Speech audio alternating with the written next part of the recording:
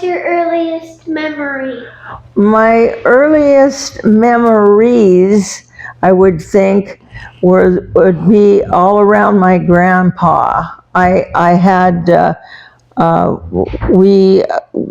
he was interested in me and in teaching me things, or taking me with him when he was doing the garden primarily. And he had one of the things that was very interesting was he had a pet black crow. And this pet black crow he'd keep it in some kind of a structure, and then in the morning he'd let the black crow leave, and the crow would go around. And one time it was, and the crow would bring something back all the time. Usually it was like a white rock or something, but something kind of unusual.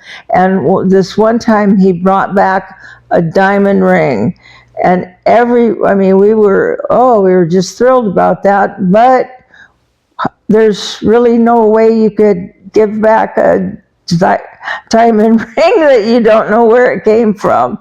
And so that was one of my earliest memories, because that was just thrilling, that the crow had brought the diamond ring.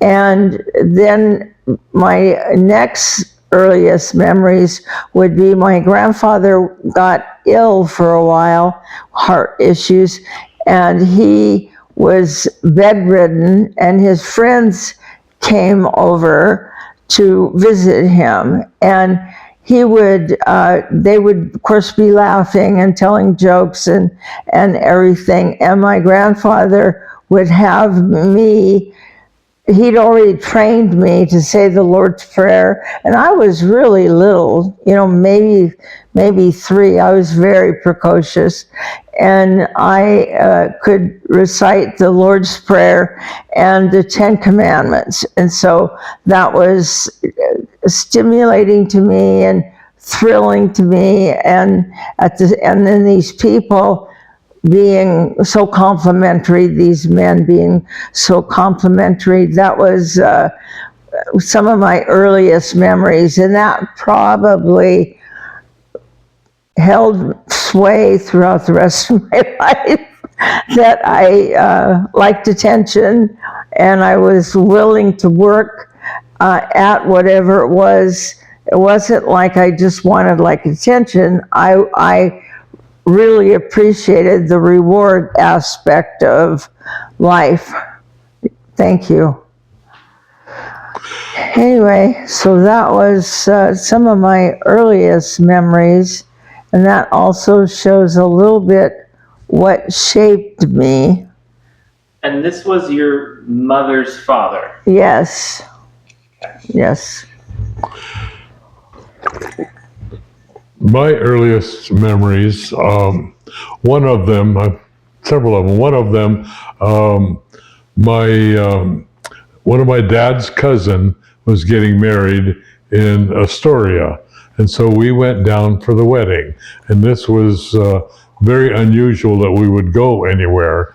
So we went down for the wedding, and when I was thinking about this, I thought, who milked the cows? So he must have had a friend of his come and milk the cows, because we were there through the evening.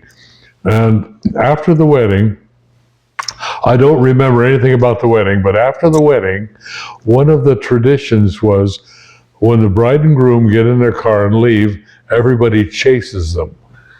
In their cars? In their cars. Okay. And if you've ever been in Astoria, there's not a flat road anywhere. It's all up hills and cross hills. And we went all over Astoria, and I remember he had a relatively new Chevrolet, about a 1946 or something like that, Chevrolet. And we were just screaming around the city trying to chase him, and he could outrun us on every corner. And finally, we gave up. And there was about 4 of us in different cars following him. And I was in the back seat, and this was the greatest experience of my life. It's true. And another thing that I remember about we would go down to Astoria very regularly. My mom had a friend that would drive her, and so we would go down. But you had to take the ferry to get to Astoria and to get across the Columbia River. So riding the Megler ferry over to Oregon was a big event, because I remember Don and I standing in the front up against this railing, and the wind just hitting us something fierce and cold. But it was first trip in a boat.